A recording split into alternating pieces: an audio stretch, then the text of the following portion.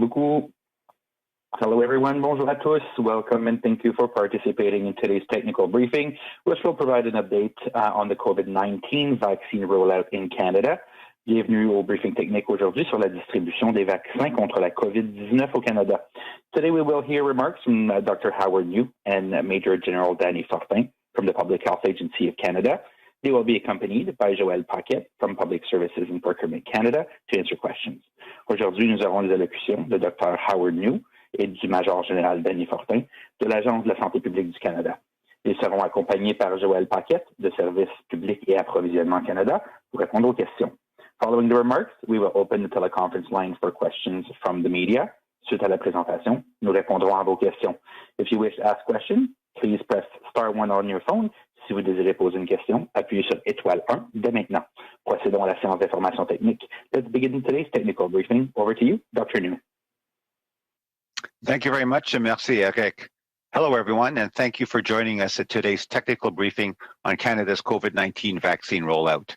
I'm here with Major General Danny Fortin, Vice President of Operations and Logistics at the Public Health Agency of Canada. We will provide brief remarks and then open the floor to questions.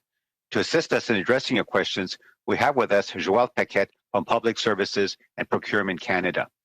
To date, more than 7 million doses of COVID-19 vaccines have been administered in Canada. Among those people 80 years of age or over, 81% have received their first dose and 10% have received their second. And among those 70 to 79 years of age, 53% have received their first dose and 2% have received their second. Yesterday, the National Advisory Committee on Immunization, or NACI, outlined evidence that reinforces their recommendation to extend the time between the first and second dose up to 4 months. Once all eligible populations have been offered their first doses, second doses should then be offered as soon as possible. The rationale for NACI's latest update is that extending vaccine dose intervals will optimize vaccine rollout and allow many more people to gain protection by receiving their first dose of an effective COVID-19 vaccine sooner. Although the vast majority of people in this country were unaware of NACI until only a few months ago, the committee has a long history of providing trusted advice in Canada for more than 50 years. Members of the committee are experts in infectious disease, medicine, public health, epidemiology, immunology, anthropology, and health economics who provide advice on vaccines to ensure the best guidance for the Canadian population. It is important to point out that these experts volunteer their time and expertise to be part of this advisory committee. NACI and Health Canada perform important yet distinct roles. As the regulator, Health Canada authorizes vaccines based on evidence obtained from clinical trials and post-market surveillance. It does not make recommendations on how the vaccine should be used for the best possible public health impact. While NACI reviews the same clinical trial data as Health Canada, it also carefully considers all available evidence about how well the COVID-19 vaccines are working in the real world and applies a public health perspective considering the burden of illness in Canada. Beyond the vaccine characteristics, NACI also reviews mathematical modeling, assesses vaccine supply, and takes into account the programmatic realities of equity, feasibility, and acceptability. NACI is focused on the public health perspective to promote the best outcomes for the greatest number of Canadians as quickly as possible in this pandemic context. Now that NACI has issued its latest full statement on dose intervals for COVID-19 vaccines, it is up to health authorities in the provinces and territories to decide how best to apply it in their immunization programs. As vaccination programs continue to roll out and more scientific information becomes available, we will certainly see further updates and changes in advice and plans. I urge everyone, even after you get your vaccine, to continue to adhere to public health measures such as social distancing, wearing a mask, and washing your hands frequently. These are necessary mainstays in our commitment to preventing the spread of COVID-19 and its variants. And if you haven't done so already, please make a point of finding out when and how you can register to get your vaccine. Your local public health website should have the information you need. Thank you. Bonjour à tous et merci de vous joindre à nous. Hello, everyone, aujourd'hui pour and assister thank you for à joining cette us at séance today's d'information technical technique briefing on sur le Canada's déploiement des vaccins contre COVID-19 la COVID-19 au vaccine Canada. rollout. I'm here today with Major General Danny Fortin, Vice President of Operations and Logistics at the Public Health Agency of Canada. We'll provide brief remarks and then open the floor to questions. To assist us in addressing your questions, we have with us Joël Paquette from Public Services and Procurement Canada.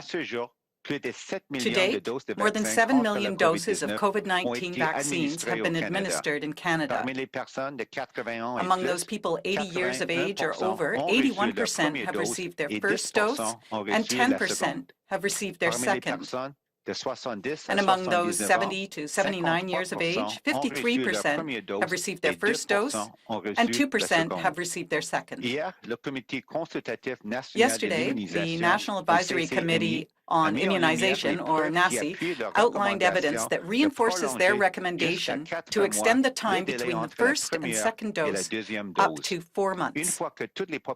Once all eligible populations have been offered their first doses, second doses should then be offered as soon as possible. The rationale for NACI's latest update is that extending vaccine dose intervals will optimize vaccine rollout and allow many more people to gain protection by receiving the first dose of an effective COVID-19 vaccine sooner.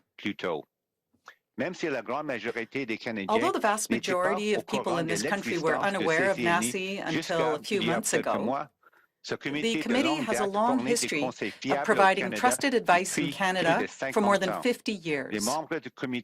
Members of the committee are experts in infectious disease medicine, public health, epidemiology, immunology, anthropology, and health economics, who provide advice on vaccines to ensure the best guidance for the Canadian population. It is important to point out that these experts volunteer their time and expertise to be part of this advisory committee. NACI and Health Canada perform important yet distinct roles. As the regulator, Health Canada authorizes vaccines based on evidence obtained from clinical trials and post-market surveillance. It does not make recommendations on how the vaccine should be used for the best possible public health impact. While NACI reviews the same clinical trial data as Health Canada, it also carefully considers all available evidence about how well the COVID-19 vaccines are working in the real world and applies a public health perspective considering the burden of illness in Canada. Beyond the vaccine characteristics, NACI also reviews mathematical modeling, assesses vaccine supply, and takes into account the programmatic realities of equity, feasibility, and acceptability. NACI is focused on the public health perspective to promote the best outcomes for the greatest number of Canadians as quickly as possible in this pandemic context. Now that NACI has issued its latest full statement on dose intervals for COVID-19 vaccines, it is up to health authorities in the provinces and territories to decide how best to apply it in their own immunization programs. As vaccination programs continue to roll out and more scientific information becomes available, we will certainly see further updates and changes in advice and plans. I urge everyone, even after you get your vaccine, to continue to adhere to public health measures such as social distancing, wearing a mask, and washing your hands frequently. These are the necessary mainstays in our commitment to preventing the spread of COVID-19 and its variants. And if you haven't done so already, please make a point of finding out when and how you can register to get your vaccine. Your local public health website should have the information you need. I will now ask Major General Fortin to provide his opening remarks. Thank you. Merci, Dr. New. Thank you, Dr. New. Good afternoon, everyone. To date, we have distributed approximately 10.5 million doses of vaccine to provinces and territories. Over 2 million doses of vaccines have been distributed through Easter weekend and beginning of this week. We received the first shipment from Pfizer-BioNTech for the second quarter of the year this week, totaling a little over 1 million doses, and deliveries to provinces is now complete. As mentioned, we continue to expect that a steady flow of 1 million doses of Pfizer-BioNTech coming in country on a weekly basis through April and May 2021. Quantities will increase in June. Therefore, in the next 3 months, we expect to receive over 17 million doses of Pfizer-BioNTech alone. Deliveries of 590,000 Moderna doses were completed over the past weekend. Our next shipment of 855,000 doses of Moderna are expected to arrive early next week, with onward deliveries to provinces and territories to occur by the end of the week. The following shipment is expected to be around 1.2 million doses, with the delivery into the last week of April. Exact dates of delivery are yet to be confirmed. For AstraZeneca, 1.4 million doses from the facility in the United States were delivered last Saturday to provinces. The remaining doses are being delivered this week for a total of 1.5 million. The COVAX shipment of approximately 317,000 doses of AstraZeneca arrived this morning in Canada. Distribution across the country has started already this morning and is expected to be completed by tomorrow. This is the first shipment from the COVAX facility, and we expect to receive 1.9 million doses from COVAX in this quarter. I want to take a minute to go over supply chains. The distribution of COVID-19 vaccines into and across Canada is an unprecedented operation in scope and complexity. The first step in the process remains the confirmation of the quantity of doses that have been allocated by a manufacturer to Canada and an anticipated release date, assuming the doses pass all quality control steps. From this initial notification to the confirmation of allocations with the provinces and territories, and the ordering process, all while ensuring adherence to cold chain requirements, it can take between a total of 7 and 10 days for the vaccine to arrive in Canada and to be distributed to provinces and territories. Delivery time to provinces and territories' designated vaccine distribution site may vary depending on the location. The further from the central hub and the more isolated or rural a region is, the longer the delivery time could be. Generally, however, we're able to deliver vaccines within 2 to 5 days of them arriving in Canada, and provinces then leverage their own distribution systems to further distribute to hundreds of sites across the nation. With over 10 million doses delivered by Easter weekend, we have exceeded our initial objective in the first quarter of this year. This is possible thanks to the hard work of all our colleagues at the federal and provincial and territorial governments, but also of all the healthcare professionals throughout the country. Our distribution tempo will keep on increasing, with around 15 million cumulative doses expected by the end of the month, encompassing Pfizer, BioNTech, Moderna, and AstraZeneca vaccines. Bonjour à tous et à toutes. Good afternoon, everyone. To date, we have distributed over 10.5 million doses of vaccines to the provinces and territories. Over 2 million vaccine doses have been distributed through Easter weekend and this week. We received the first shipment from Pfizer-BioNTech for the second quarter of the year this week, totaling a little over 1 million doses. Deliveries to provinces are now complete. As mentioned, we continue to expect that a steady flow of 1 million doses of Pfizer-BioNTech coming in the country on a weekly basis through April and May 2021. Quantities will increase in June. Therefore, in the next 3 months, we expect to receive over 17 million doses of Pfizer-BioNTech alone.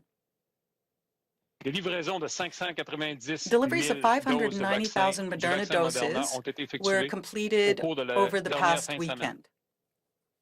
Our next shipment of 855,000 Moderna doses are expected to arrive early next week, with onward deliveries to provinces and territories to occur by the end of that week. The following shipment is expected to be around 1.2 million doses, with the delivery into the last week of April. Exact dates of delivery are yet to be confirmed. For AstraZeneca, 1.4 million doses from the facility in the United States were delivered last Saturday to provinces, and the remaining doses are to be delivered this week for a total of 1.5 million doses. The COVAX shipment of approximately 317,000 of AstraZeneca doses arrived this morning in Canada. Distribution across the country started this morning and is expected to be completed tomorrow. This is the first shipment from the COVAX facility, and we expect to receive 1.9 million doses from COVAX in the second quarter. Allow me for a minute to talk to you about the supply chain. The distribution of COVID-19 vaccine into and across Canada is an unprecedented operation in scope and complexity. The first step in the process remains the confirmation of a quantity of doses that have been allocated by a manufacturer to Canada, and an anticipated release date, assuming the doses pass all quality control steps. From this initial notification to the confirmation of allocations with the provinces and territories and the ordering process, all while ensuring adherence to the cold chain requirements, it can take between a total of 7 and 10 days for the vaccine to arrive in Canada and to be distributed to provinces and territories. Delivery time to provinces and territories' designated vaccine distribution sites may vary depending on the location. The further from the central hub and the more isolated or rural a region is, the longer the delivery time could be. Generally, however, we are able to deliver vaccines within 2 to 5 days of them arriving in Canada, and provinces then leverage their own distribution systems to further distribute to hundreds of sites across the nation. With over 10 million doses delivered by Easter weekend, we have exceeded our initial objective in the first quarter of this year. And this was possible thanks to the hard work of all our colleagues at the federal and provincial and territorial governments, but also of all the healthcare professionals throughout the country. Our distribution tempo will keep on increasing, with around 15 million cumulative doses expected by the end of the month. The end of the month, as I said, encompassing Pfizer, BioNTech, Moderna, and AstraZeneca vaccines. Thank you, and I'm available to answer any questions you may have. Merci beaucoup, Major General Fortin. We will now open the phone line to questions. We ask that you limit yourself to one question and only one follow-up. We'll be taking questions in both official languages. Nous vous demandons de vous limiter à une question et seulement une question suivie. Vous pouvez poser vos questions dans l'une des deux langues officielles. Opérateur, première question. First question, please. Thank you, merci. Please press star 1 at this time for any questions. S'il vous plaît, appuyez sur étoile 1 maintenant pour poser une question. And our first question, la prochaine question est de Philippe Vincent Foisy de Radio-Canada. Please go ahead. La parole est à vous. Oui, bonjour. La question est pour M. Nou, puis peut-être M. Fortin, si vous voulez réagir à tout ça. Quand vous nous avez présenté vos modélisations, il y a presque 2 semaines, vous avez dit qu'il y a une course en ce moment qui est très serrée entre les variants et les vaccins. Aujourd'hui, si vous nous faites un peu l'état de cette course-là, est-ce que les variants sont encore en avance? If you were to describe that race today, would you say that it is still a tight race between variants and vaccines?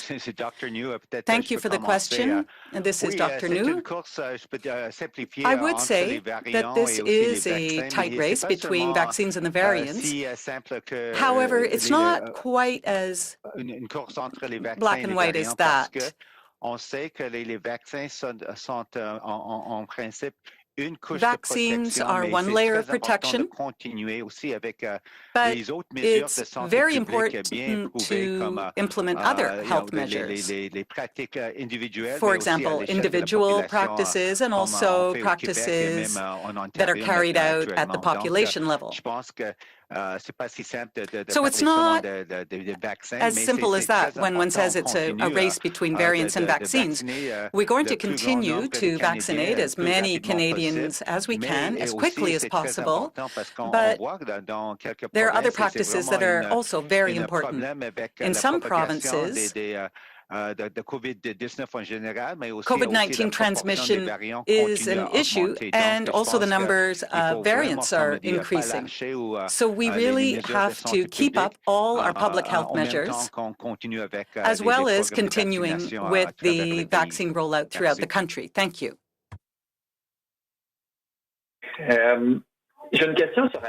Follow-up. I have a question on AstraZeneca. I'm wondering what might have changed.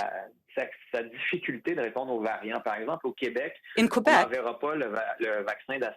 AstraZeneca won't be sent to a BTB because there is a Brazilian variant there and the South African variant, and we're worried that it's not quite as effective. So how do you think the vaccination strategy should be reviewed, given the limitations of AstraZeneca? Perhaps there may be another vaccine available if those variants become dominant. So do you foresee having to change your strategy somewhat? Well, this is Dr. New, and this is my answer. We don't necessarily have the evidence here to show that vaccines are not effective against any of these strains or variants of the virus. And so I think it's important to continue with our vaccination program. These vaccines have been proven in Canada, and as I have already said, it's equally important to continue with all our public health protection measures. It's not just an issue of vaccination. Certainly, we are keeping a close eye on what is happening with other countries, their own experiences, their vaccine rollout programs, what's happening with the variants. I also know that businesses and manufacturers are continuing to look at their own experiences. They're continuing to make sure that their vaccines are effective against the variants. So for now, that's our strategy. But I also want to underscore the fact that it's very important to continue with health protection measures, not just vaccination programs. Thank you. Merci, Dr. New. Next question. The next question, la prochaine question est de Hannah Thibodeau from CBC News. Please go ahead. Your line is open.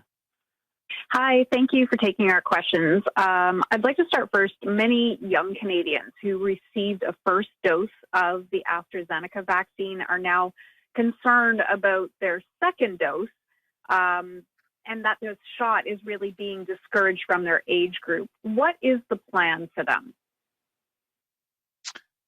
Okay, it's a Dr. New. I'll take that question. I'll start off. First of all, in terms of the AstraZeneca vaccine, the fact is that overall it's a very I think safe and effective vaccine. I think at the the global level, over I think close to 200 million doses of the vaccine have been administered, and I think it's been proven and shown in many countries to have a very important sort of impact in terms of preventing a serious illness and death. So I think that needs to be stated up front, and that I think it would still be the case here in Canada. I think it's a credit to sort of the surveillance systems in Europe, as well as obviously a system here in Canada, post-marketing, to be able to have detected the safety signal, this rare event, with the blood clots that we all know about now. That is rare, but that certainly needs to be taken seriously and looked into. So I think in Canada, we are taking the prudent approach based on the recommendation from NACI. We're taking a pause in terms of use of the AstraZeneca vaccine for those under 55 years of age, but certainly continue to recommend very strongly, in terms of the benefits versus the risk. Anyone over the age of 55, you should accept or certainly go for the first vaccine that's offered to you, and that includes AstraZeneca. For the younger ones, I think we'll let it play out in terms of the due diligence. I know that Health Canada, as a regulator, has been in very close contact and communicating and with their European counterparts. They actually participated in a meeting of the European Medicines Agency, and so are well aware of the data and the evidence that was put forward in terms of what's happening in Europe.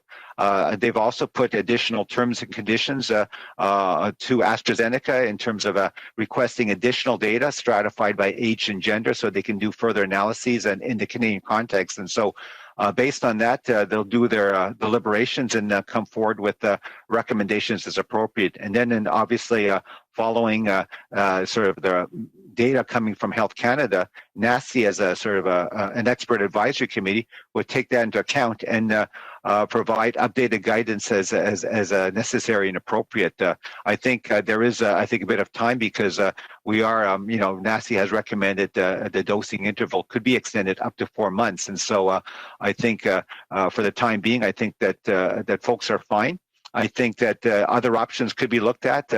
I think what you might be getting at, and we're seeing some experience and sort of trials going on around the world in terms of a mixed schedule where, someone might be receiving a first dose of a certain type of vaccine and then their second dose is another type of vaccine. We're looking very carefully at that as well to see what the outcomes are in terms of overall effectiveness, and certainly that'll be taken into account in terms of what might be put forward here in Canada. But at the present time, you're right. The current sort of recommendation is that if you begin a series, especially a 2-dose regime for a certain vaccine, it's obviously better to continue and have your second dose with that same vaccine. But there is some time, and we're all looking at the data, and we'll make the adjustments as necessary and appropriate. Thank you. So just to clarify for someone who's under 55 who received their first AstraZeneca dose, it's wait for now. Hopefully you will be able to get your second AstraZeneca dose, but it could become potentially a second dose of Pfizer or a second dose of Moderna. Am I correct in what I'm saying? It's possible, but at the present time, I would say that Health Canada is looking at the data. That they'll certainly take that into account in terms of what is best in the Canadian context, and then NACI will also look at the data as it continues to evolve and become available from other countries around the world, and they'll make the best recommendations for what we could or should be doing for, quote, as you say, that second dose for the AstraZeneca 2-dose regime. Thank you, Dr. New. Upper next question. Prochaine question. Thank you. The next question. La prochaine question est de Raymond Filion de TVA. Please go ahead. La parole est à vous. Merci, bonjour. Une question peut-être pour Mme Paquette ou le Major Général Fortin. Est-ce que vous avez de l'information concernant les livraisons du vaccin Johnson & Johnson? Do you have more information on the Johnson & Johnson vaccine shipments to Canada, a date, for example? Answer, thank you for the question. We are still speaking with Johnson & Johnson currently. And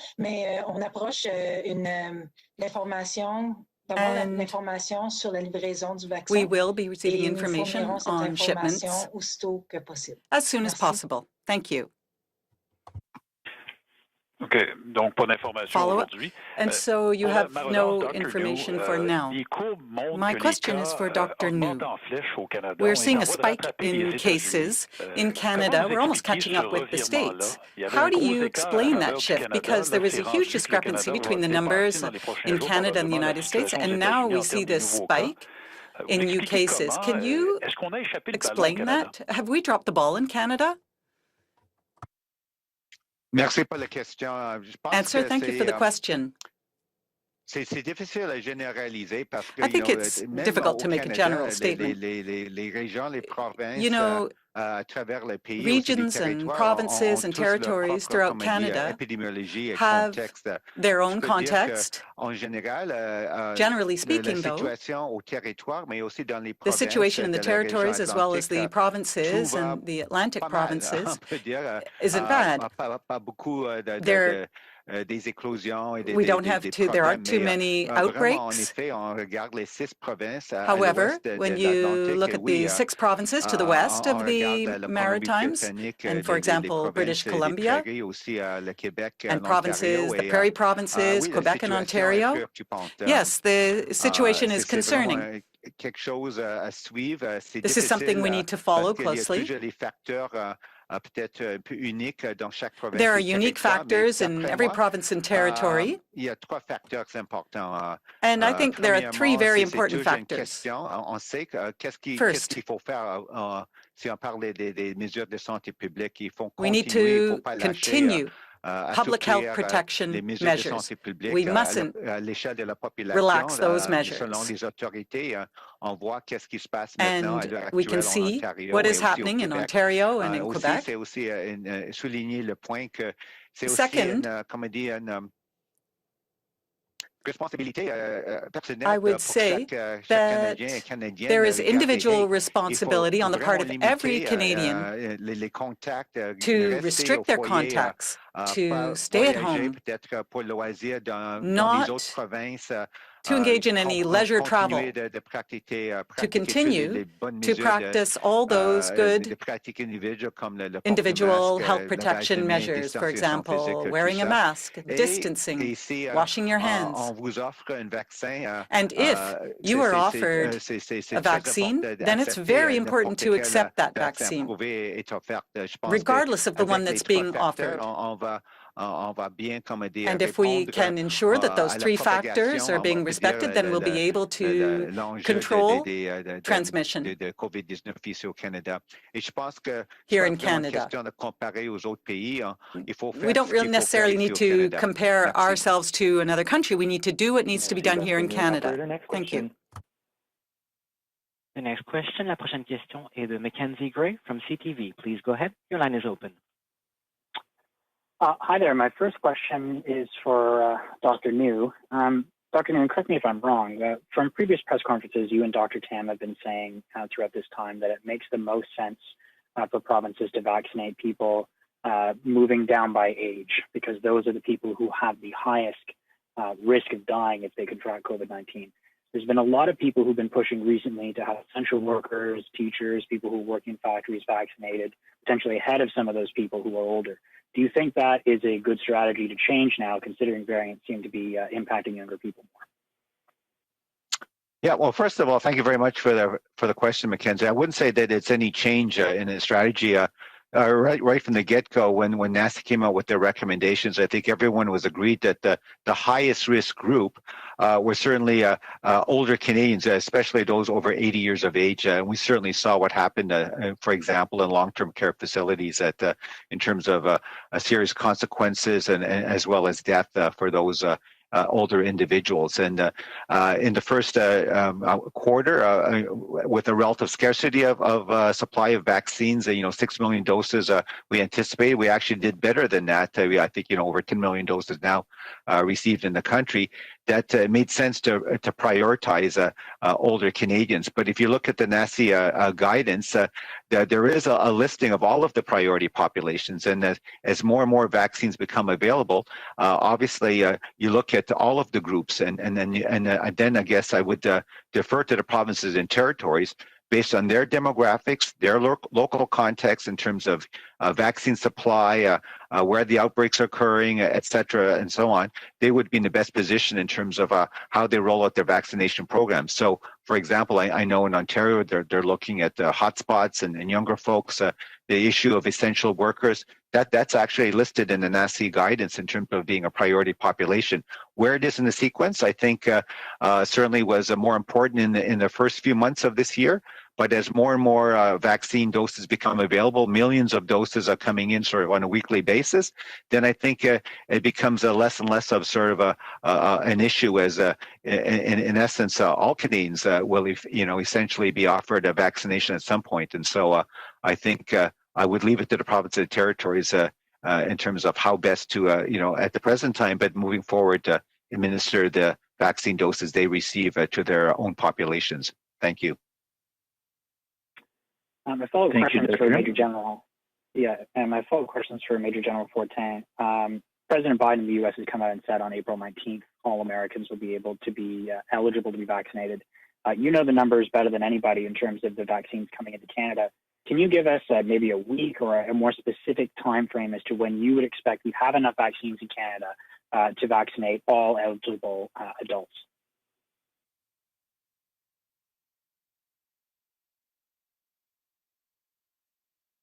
Yeah, thank you for the question. I think the projections that we have shared to date are very positive, and it would lead one to believe that if those deliveries occur as planned, without any delay or significant delay, provinces and territories will be in a position to vaccinate all Canadians that are we're expecting to vaccinate the adult population in time for summer to early fall. I think it depends on a number of factors, but certainly if provinces and territories adhere to a 4-month interval, and the flow of vaccines, as I indicated, is positive or remains the same. The demand for vaccines from Canadians remains high, then I can't see why we wouldn't be able to accelerate that. But I'd be speculating about a specific date. Thank you, Major General Fortin. Operator, next question. Prochaine question. Thank you. The next question. La prochaine question est de Hélène Buzetti des Groupes d'information. Question from Hélène Buzetti. Good afternoon. I'd like to follow up on the question that was posed by my colleague Raymond Filion on the Johnson & Johnson vaccine. You said you're still in discussions, but can you tell me what's taking so much time? It's been more than a month since that vaccine was approved in Canada. So what isn't working out? Answer. It's not that something isn't working. We will have deliveries arriving here in Canada. We're simply working on that timeline with the company. Thank you. Follow up then. You say that the shipments will arrive by the end of April, but I'd like to ask the same question about AstraZeneca. We've been receiving doses from the United States, from the COVAX facility. What about the 20 million that were promised for the second and third quarters? How come we do not have a time frame for the shipments? Thank you. Answer. Thank you. We expect shipments by the end of April from Johnson & Johnson, yes. And we will be providing more information once we have that information in hand. In terms of AstraZeneca, as you say, we've received our doses from the United States. That 1.5 million is part of the 20 million under their agreement with us. And as Minister Anand announced, we expect to receive another million in June, and we're currently working on the shipment calendar for that month of June. Thank you. Merci beaucoup. Opérateur, prochaine question. Next question. Thank you. The next question, la prochaine question est de Tonda McCharles from the Toronto Star. Please go ahead. Your line is open. Hi. Good morning. Last week, Major General Fortin, you talked about AstraZeneca's take-up and that a certain portion of the first 500,000 had been administered. Can you give us an update on the AstraZeneca take-up in Canada and how the recommendation to suspend for those under 55 has changed the timing of your expectations that when the Canadian population would be covered?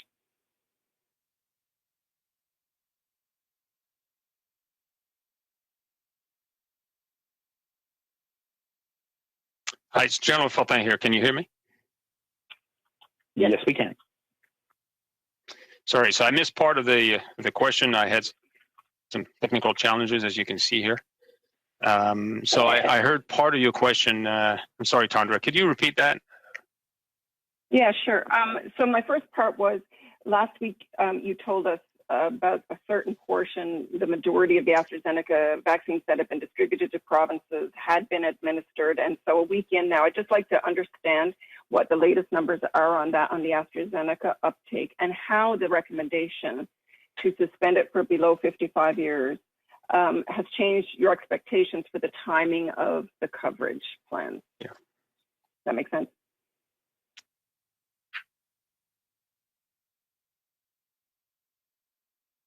Yes, Tundra, thank you for the question. We have, at this point, we have just about 480,000 doses administered of AstraZeneca that came from the Covishield allocation a few weeks back. And those remaining are all, or still have, or we're still within the expiration date. So they don't expire for several weeks. Of the new allocation of 1.5 million, the distribution is still underway. We'll finish this week, but the vast majority were distributed, as you pointed out. 1.4 million out of 1.5 were distributed last Thursday, just prior to weekend starting. So what I would suspect is the provinces are adjusting their plans, and they are delivering those in through different modalities. I know of provinces, for instance, that are leveraging their pharmacies more than others, specifically about AstraZeneca. So that's still unfolding. It's a little early to judge right now. Whether or not we're immunizing fast enough, or if there are any hiccups with the administration of those vaccines. A small quantity, I think about 6,000 of the 1.5 million have been administered to date. So I anticipate that to pick up quite rapidly over the next several days and week. I think from my viewpoint, unable to assess whether or not the decision to move to 55 has dramatically changed anything. I think it's a little premature to judge that right now, so time will tell, and once we know that, we'll return. But I think my colleague Dr. New might have a little bit more to add on that. It's Dr. New. Not really much more to add.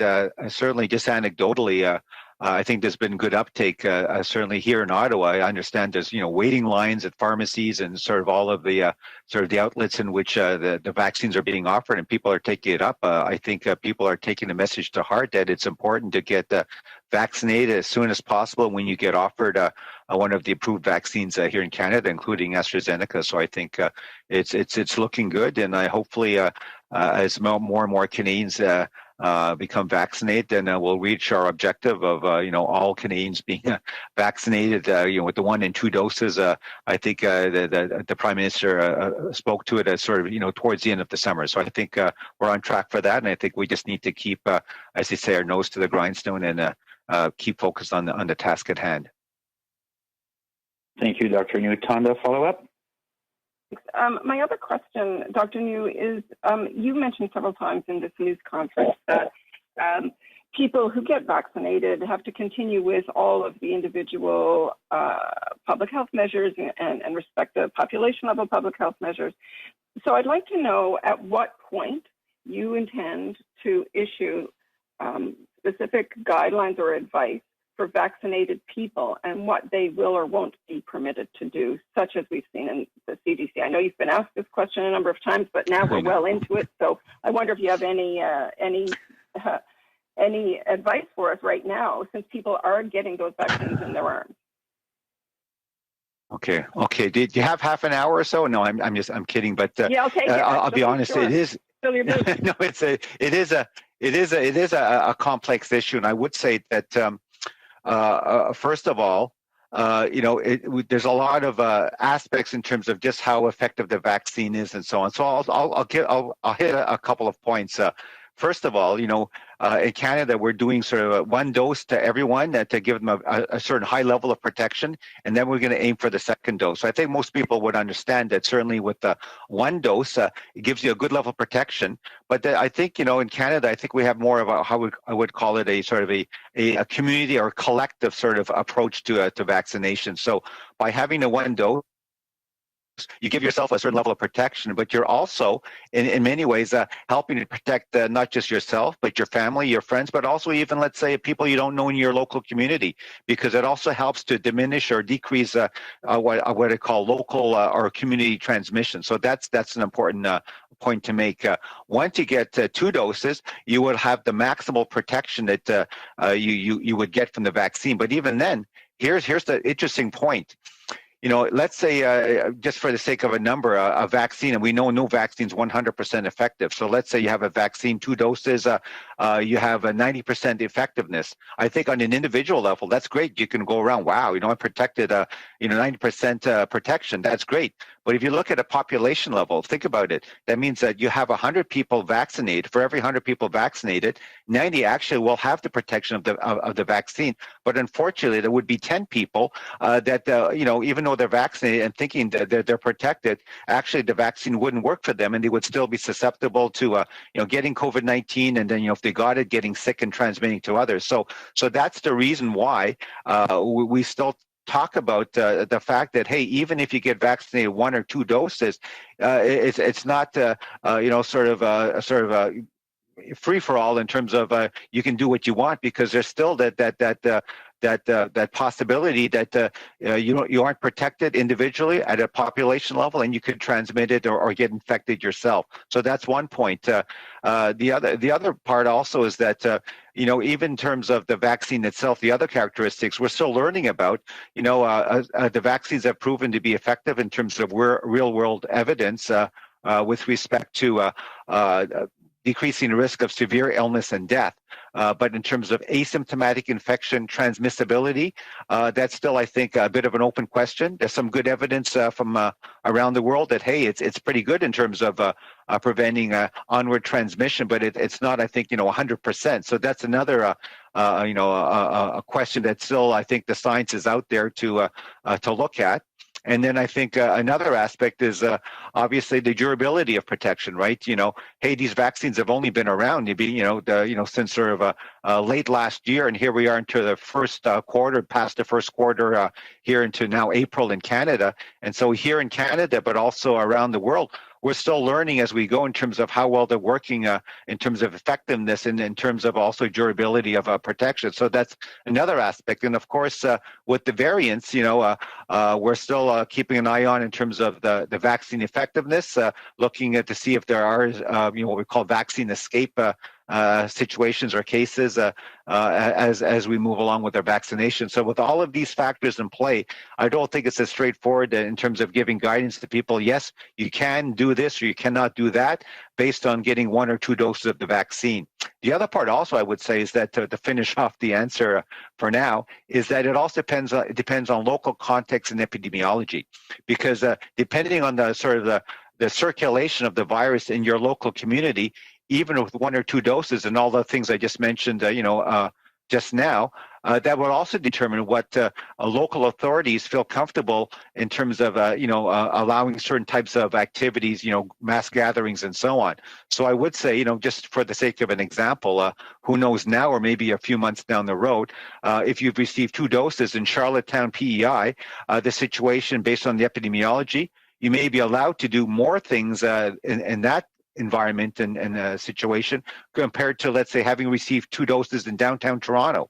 So that just gives you sort of a simple example that it's not straightforward, and you can't have a one-size-fits-all approach in terms of guidance in terms of what Canadians can or cannot do having received 1 or 2 doses of the vaccine. Hopefully that answers part of your question, at least. Thank you, Dr. New. Operator, prochaine question, next question. Thank you. The next question, la prochaine question est de Mia Rabson from the Canadian Press. Please go ahead. Your line is open. Hi. I'm wondering if you can update us on whether or not you had any reports of blood clots in Canada from AstraZeneca or any of the other vaccines. and if you have any kind of expanded monitoring of people who have got the AstraZeneca vaccine to try and catch any of these cases. It's Dr. New, so I can take that question. As I mentioned, I think at the beginning or even at previous press conferences, I think Canadians should be, sort of at ease or comfortable with the fact we have a very robust, what we call post-marketing surveillance system here in Canada, in which, there's two parts of it in terms of the manufacturers are also required to report to Health Canada any reports they have or information with respect to adverse events, and then through, quote, the public health system of reporting that the Public Health Agency of Canada has sort of in place with the provinces and territories. We also receive reports. I think to date, there's been a little over, 3,000 events reported to us. And as I've mentioned before, these events are any event that happens, quote, following vaccination, but not necessarily because there's any sort of causal association. We know that there's a lot of what we call background rates for all sorts of health events that would have happened anyway. And just because we're now vaccinating millions of Canadians, it's to be expected that some of these events might happen temporarily, as we say, after vaccination, but not as a result of the vaccine administration itself. But obviously we take every event seriously. There's certainly, based on criteria, investigations and so forth to look at it. I think there's been about 400 or so serious events like severe allergic reactions that have been looked into. But to get to sort of the final answer for you, in terms of the rare thromboembolic event that's been reported in Europe, here in Canada to date, no, we have not had any of those events reported officially to us at the national level. Of course, there are other types of what I would call thrombotic events. And so maybe that's something that might not be clear.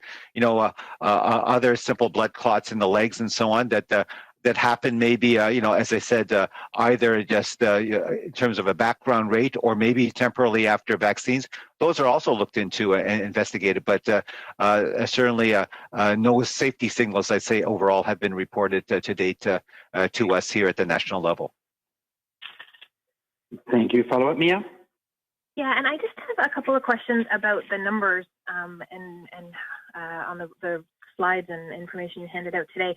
So on the one slide, it looks like we're expecting about 5.3 million doses in April, which seems to be less than we got in March. And I'm just wondering if you can confirm that that's true and what impact that getting less in April may actually have.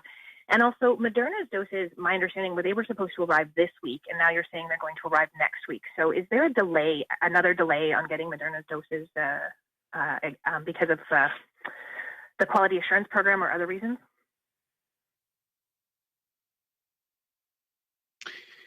Yeah, so we have 1 million a week of Pfizer. There are 4 weeks in April as opposed to 5 weeks of March, where we had just about the same per week. So 4 weeks, so 4 million right there. We expect to receive 855 plus the 300 that we just received this morning of COVAX, AstraZeneca. So that's 5. And we're slightly above another million by the end of the month, at the end of the month. So I'm cautiously optimistic. So you can do the math. You can see that it might bust at 5.3 million slightly, but I think it's prudent to leave it where it is for now, and we'll continue to update as we move forward. So that's the first part of the answer.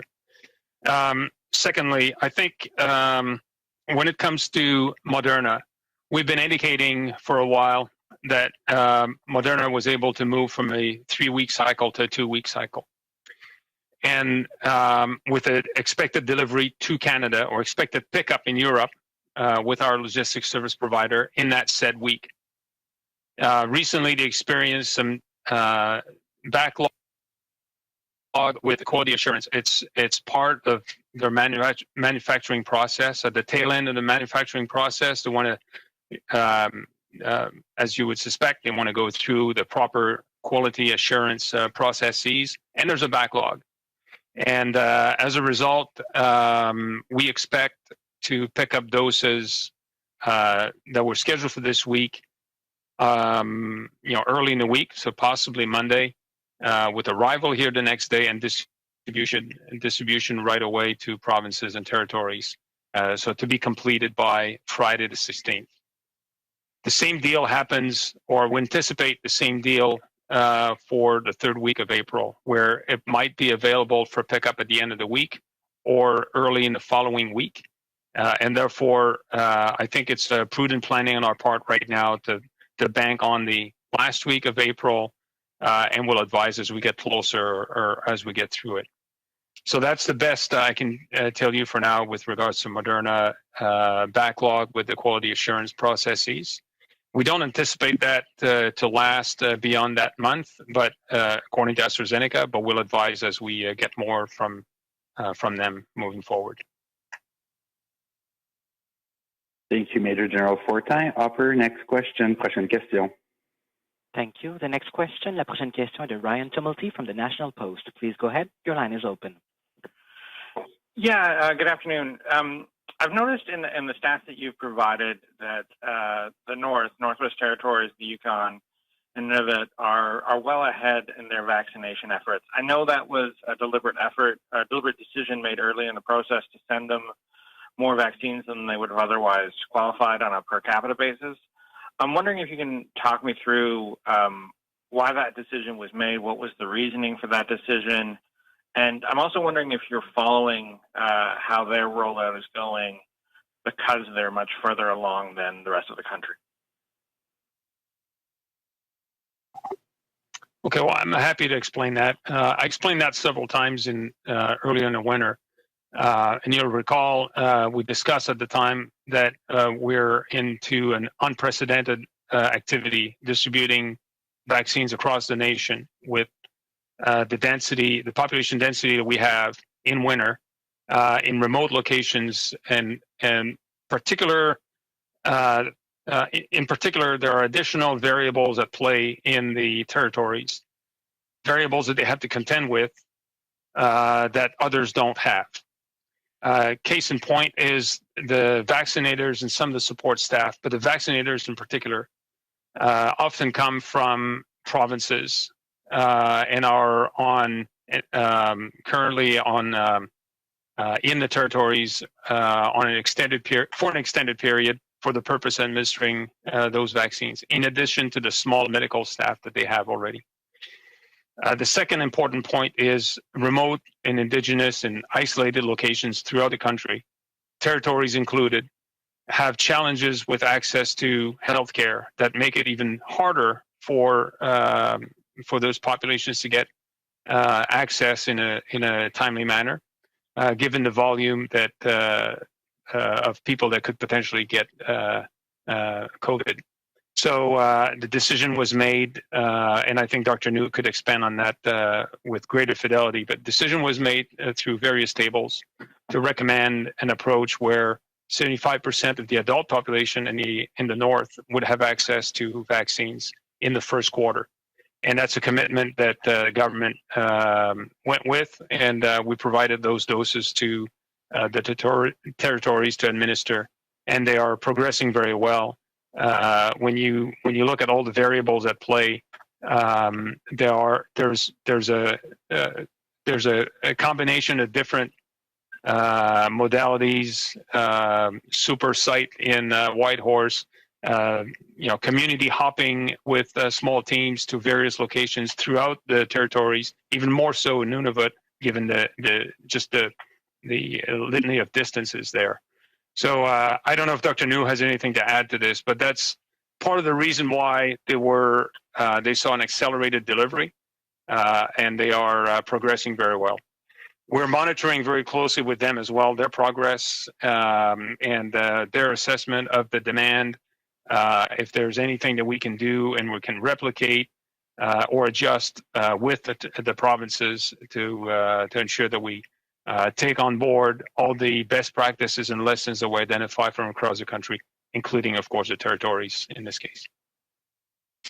Yeah, Dr. New, I really don't have much to add to Major General Fortin's excellent answer. I think maybe just a simple anecdote to sort of get all of the issues he's raised. Obviously, the isolation, the unique vulnerabilities, the limited access to healthcare services. So from a practical point of view, if you've got a remote community and you're doing strictly based on the criteria, for example, we talked about earlier in this press conferences and also previously, let's say based on age. And so, you say, okay, it's only, individuals 80 years of age and older. So you go to a small isolated community, and there's a household that has the 80-year-old grandmother, but you have several other members who are also younger in the same household. If one of them were to get infected, it would be much more easily passed on to the others. And then, of course, you get the issue of access to healthcare, and you have a plane coming in to vaccinate, and it's difficult enough, in the winter to get to this isolated community to vaccinate, quote, the 80-year-old grandmother. So why not? It just makes a whole bunch of sense for different, a whole bunch of reasons to vaccinate all of that household and all the members of that community rather than just going strictly by sort of, various criteria such as age at the beginning. So I think that was the thinking. And certainly I think the territories have done an excellent job in terms of vaccinating their populations. I think a few weeks back, we mentioned, what percentage of the populations in the territories have been vaccinated. And, I don't have the updated figures with me, but certainly I think we can make that available to show you how well they're doing. Thank you. Thank you, Dr. New. Follow-up, Brian? Yeah, I appreciate all of that answer. I'm just wondering, they've been able to lower restrictions there because of, partially because they took a zero COVID approach, and also because of this widespread vaccination effort.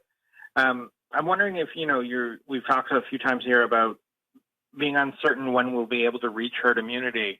I'm wondering if the territories potentially give you an opportunity to see a real world example of that and know when a community might be fully protected at what sort of vaccination level.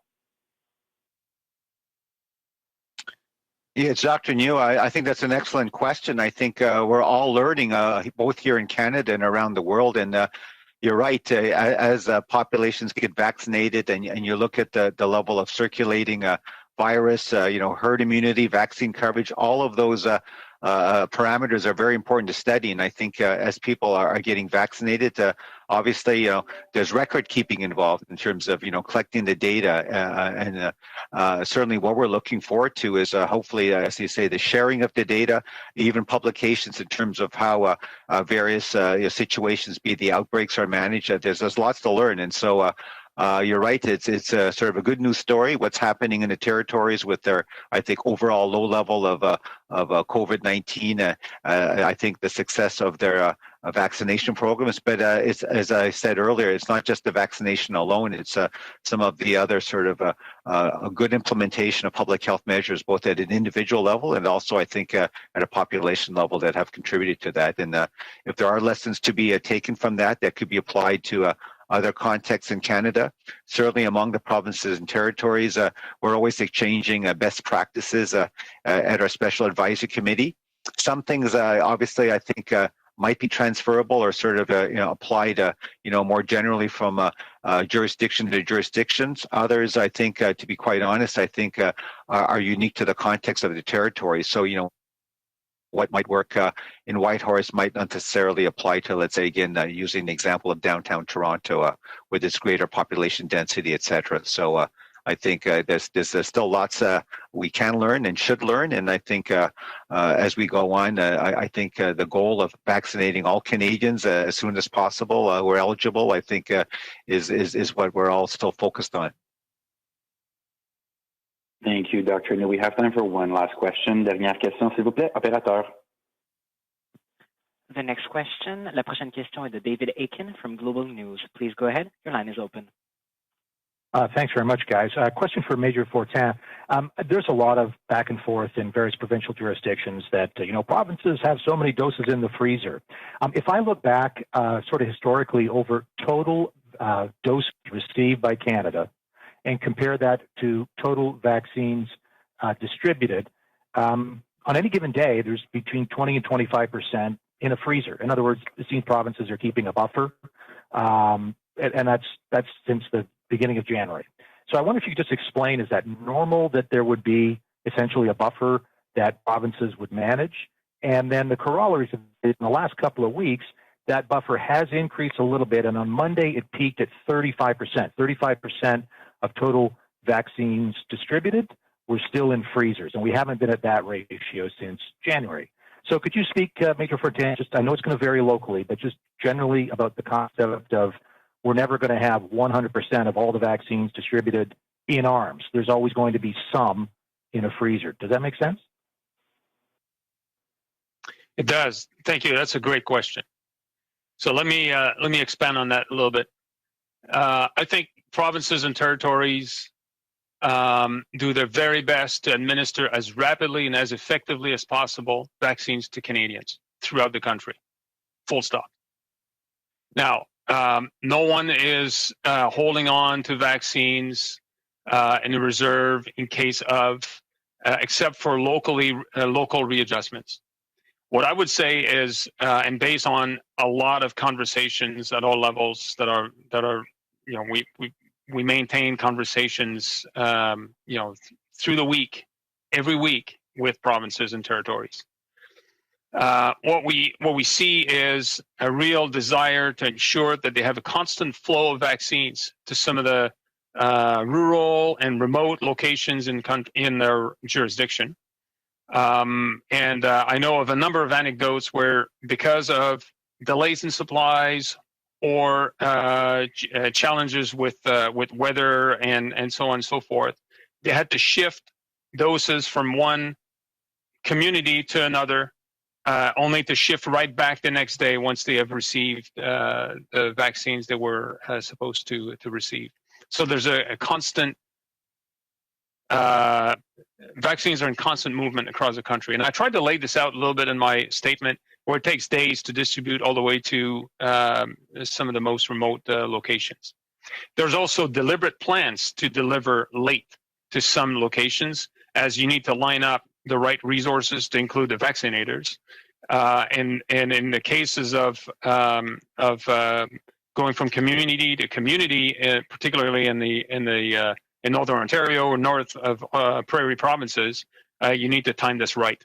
So that is also in play.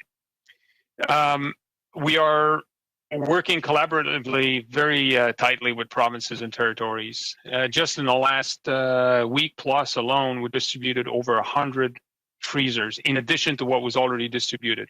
We distribute them as rapidly as they are produced and brought or delivered to us. So they are brought to the provinces and territories, and that gives them a range of options to expand even more their network. On Mondays, we have a very regular delivery schedule with Pfizer. And on Mondays, you will see a spike in numbers because the majority of that million that arrives every week gets, well, at least half of it gets, with the rest delivered on Tuesday and Wednesday.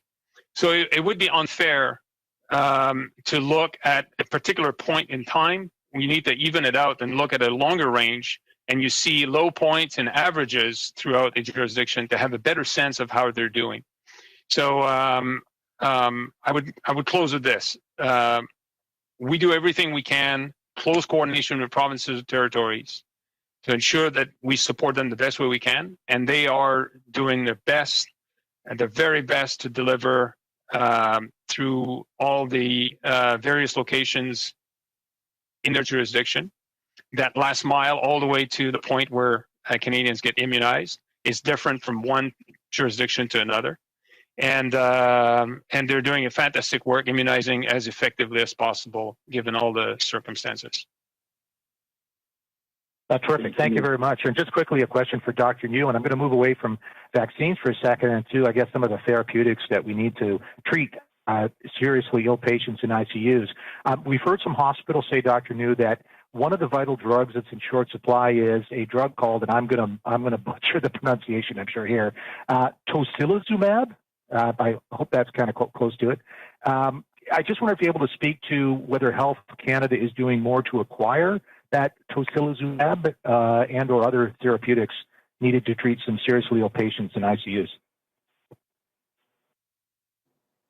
Yes, I think that the short answer to your question is yes. Certainly we're always looking at therapeutics as well. Vaccines are obviously, I think, a mainstay in terms of preventing illness in the first place, but for those who do fall ill with COVID-19, certainly therapeutics will be important. The mainstay really, and I think it's still in plentiful supply and is sort of, I think, sort of the main workhorse in terms of use in the therapeutic sense is dexamethasone, the steroid. But you're right, some of these other drugs are maybe in short supply, and certainly I would say that with all the parties involved, Health Canada, the Public Health Agency, looking at the clinical experts, we're looking at the ways to address that situation. Thank you. Thank you very much. That will conclude today's technical briefing. C'est ce qui m'a fait un briefing technique d'aujourd'hui. Passez une belle journée. Have a good day. Thank you.